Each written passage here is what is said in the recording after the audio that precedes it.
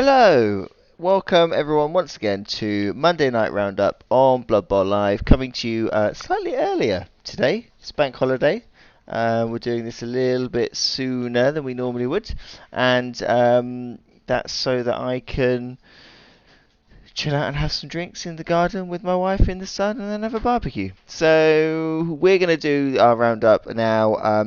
We'll make sure it's up on YouTube and Twitch as soon as possible afterwards, just in case you jump on at 6 o'clock and wonder why we've been already. Only two games to go through this week. The end of the group stage, the last two games in the group stage this week, and we will be going through those final games. We'll be looking at who is being eliminated. We'll be looking at who has qualified. We'll be looking at what the last 16 games look like, and we'll give you a bit of an update on King of the Streets as well. But it'll probably be a shorter one today, so that we can all get back to our bank holiday. So, diving straight in with the Bear Elves versus the Tipsy Tankards. Cast your minds all the way back to one of the first games of the season where the Tipsy Tankards demolished the Bear Elves. 3-0, 5 casualties, 8 injuries, 1 death for the Bear Elves. An absolute annihilation, and something that would probably, to be fair, hinder Andy and those Bear Elves for the rest of the season, putting them off on such a difficult start. Then we get to this game where the Bear Elves need 6 points. They need 6 points to get themselves in the wild card hunt, and Andy put up one hell of a fight. Really gave it a really good show. I thought Robert was unstoppable, and he managed to stop him in his tracks, get that revenge he wanted in that last game. Maybe help a few people down the line who are now looking at Tipsy Tankards as not quite as terrifying prospect as they were. Really did put on a great performance here.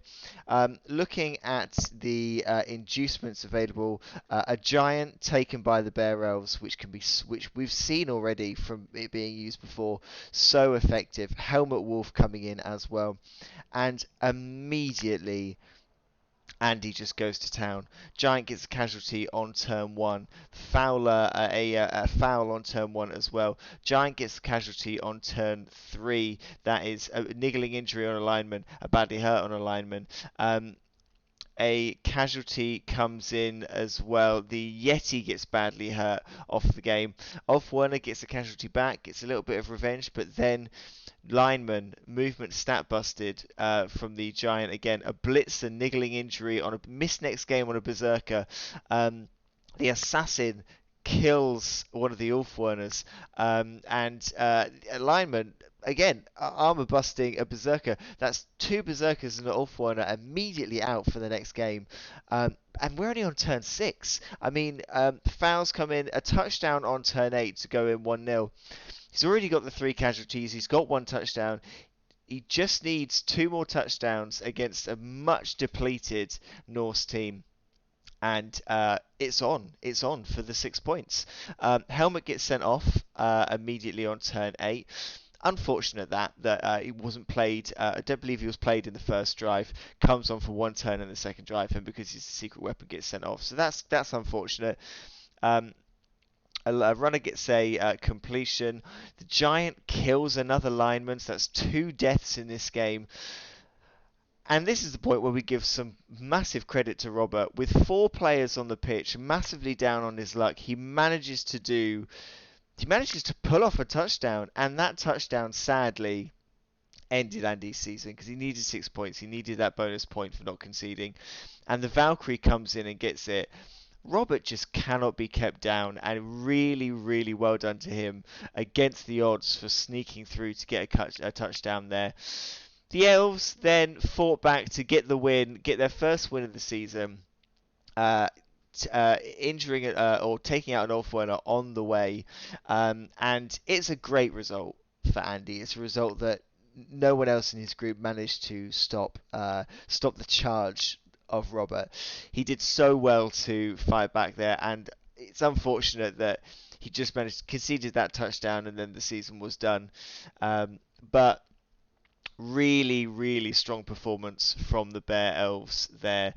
Uh, and Andy has got better as the season's gone on, and like I said at the beginning, he had such an awful, awful start. Being so depleted for game one, game two, then you're taking mainly journeyman. It's uphill from there. You've got to rebuild your squad as the season goes on. Really, really tricky thing to do. So looking at the way Reyes finished, Robert top of the group still, and still our best qualifier. Ice Byron manages to sneak into second, but look at the difference between second and fourth there. 13 points, 11 points, 9 points. Very, very tight. And they really did trade some blows between each other and make things difficult for each other there. But a really tight group. Well done to Robert for going through as group leader. Well done to Andy for really getting what is a great victory in that game. 2 wins from your first season is a really good performance, so well done. Moving on, Andy not able to take the wildcard spot away from Simon's Wordhaler Wanderers. So it was down to Flumps to see whether they could, and sadly, again, they put up a hell of a fight in this game, and it was so close to being on. And against the odds, it was swinging in the right way, and then the Lizards managed to pull something off in this game. Looking at, I mean, Scott went for it here. Creek, Fungus the Loon, Think to Fixer, all taken. And 3 bribes as well. And immediately turn 1, strength stat busts a Saurus, taking a Saurus out for the game. Really, really solid start. And then turn 2 foul, turn 3 foul, gets a completion on turn 4, and the touchdown comes on turn 5. So we've already got 1 casualty, 1 touchdown, and a clean sheet. We're on the way to the 5 points that are needed to go through. Turn 6 foul, turn 7 foul, turn 8 foul, and miss next game on a Crocs. So that's 2 Crocs taken out. Fungus the Loon gets a casualty there, so that's 2 casualties then. Badly hurt, that's another Saurus out. The Trained Troll, casualty, that's the 3 casualties, the 1-0, the clean sheet. That is the 5 points. And most of the Crocs is off the pitch, the Sauruses are off the pitch. It's looking really strong, and Scott then decided to play a bit more contained, a bit more defensive, hold position, and it was going really well up until the point that Creek KO'd himself, took himself out of the game, and that just left a big enough hole that Skinks and Sauruses were able to get through. And well done to David. It really against the odds. Very few players on the pitch had taken a massive beating and got that touchdown to take it to 1-1 on turn 14. Creek's then sent off. Fungus is then sent off. They lasted a good period of time. The Looney is sent off as well. Turn 15, the Hooligan gets sent off also for a foul. Saurus gets a last-ditch casualty at the end. And I think Scott, it was such a great chance for Scott, and David is such a knowledgeable opponent, really does know what he's doing, and positioned well enough, did what he could with the players, made the most of the drop of Creek to get in there, get the ball, and get that touchdown, which sadly meant the Flumps needed 3 touchdowns in order to get that extra bonus point, which they weren't able to do. It was a really entertaining end to the season for this group. I think it's another group where if we look at the table, Flumps on 8 points, World's Edge Berserkers on 8 points, Graveyard Brawlers on 12. Again, a really, really tight battle there for that second place. Trading blows between each other. It's a great stunty performance for the Goblins. A win and 2 draws for a Goblin team that has been errated and nerfed slightly recently. Really put up a solid showing, and that was actually, if you look at it, it was a really tight fight to get that second place there, and unfortunate that the Goblins just fell short, but really well done to Scott. Great first season in the ADBBL, and well done to David going through as group winner, 20 points, getting a point from that game was a really good showing as well for him. And that's the end of the groups. That's it. That was our last group game. We had one group game that was admin because the players weren't going to get it in. So that was a no points nil-nil result there. So no points awarded for anyone. Which means we have our final standings. Riotous Rams go through as group winners. That was looking on the cards for a while over there. Amazon's taking that second place. Khorne getting the wildcard spot with third. Iceborne Raiders and Greystone Gladiators first and second in Carve. Jane just missing out on a wildcard spot there. Hot Spews comfortably taking the win in Shanghai. The only team with all wins. There's a few unbeaten teams out there, but only the Hot Spews have 6 wins from 6. Golden Browns getting a good result for second place there. Imperials, as we know, unfortunately had to withdraw, so Scale Marys take the top spot in Thrash, maybe. Evolutionaries taking second, which is good for them. Tipsy Tankards taking the top spot in Reyes, Icebar in second, and Wordhuller Wanderers clinging on to that wildcard spot. And congratulations to Simon. It's his third season playing here. 2 wins in this season and managing to get himself a wildcard spot with some really good performances. So well done for your first knockout venture in the ADBBL. Angry Advarkians taking the top spot in Heldman, Numpty's coming in second there, and as we've seen, Reptile Dysfunction and Graveyard Brawlers from Rayner. So that's the group stages over. That means we have lost these coaches, and again, I think I've said it a few times at this point, a massive, massive thank you and well done to all of these coaches who took part.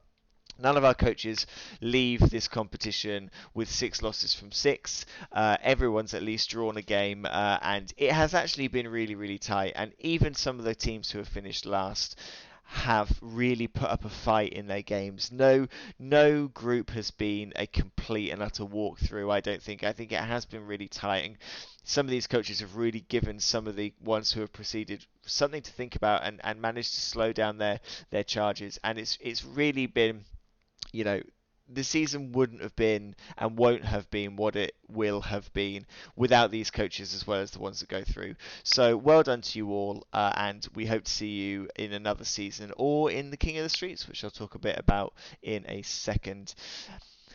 Our last 16 confirmed then as well. Riotous Rams, Tipsy Tankers, Iceborne Raiders, Tetanus Hot Spews, Evolutionary, Scale Marys, Ice Byron, Makahuti, Eternally Angry Advarkians, Reptile Dysfunction, Greystone Gladiators, Dirty Golden Browns, Numpties, Asylums, Graveyard Brawlers, and Wordhull Wanderers all going through. And we did the draw on Friday at lunchtime. You can watch that draw. I was in my kitchen, dogs were barking, it was absolute chaos.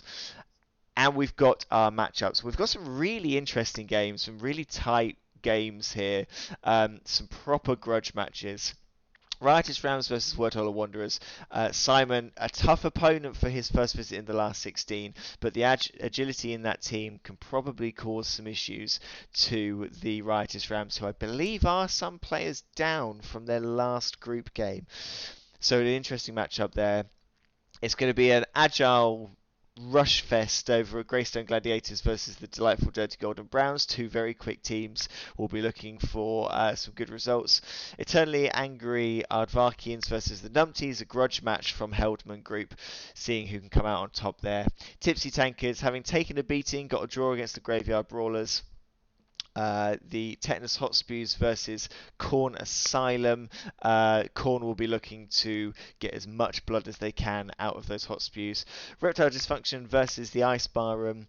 2 teams with identical team values as it is right now, so that could be very, very close. And a Crocs and a Saurus out for that game for the Reptiles. Makahuti versus Scale Marys, Amazons versus Lizards, that could be a very interesting game. And the Iceborne Raiders versus the Evolutionaries make out our last 16 fixtures. We'll be looking to stream as many of them as we can. I've got my eye on a couple of fixtures that we want to stream. Got confirmed that we will definitely be streaming the Greystone Gladiators versus the delightful Dirty Golden Browns, so keep an eye out for that. I think that could be a really interesting game. I think we could get a high scoring game there as well. And for the teams that are eliminated, we have started King of the Streets, and we've had our first game as well. Remember, if you are eliminated, as soon as you're eliminated and you want to take part and you want to give Gutter Bowl a go, let myself know, let the shop know, let Scott know, and we will add you to the table. The sooner you're added to the table, the sooner you're added to the ladder, the nearer the top you'll be, and the more likely, the easier it will be to get yourself to the top. Looking at the ladder as it stands, Cruel Britannia, coached by Nick from the Kittens 4T, currently sitting top.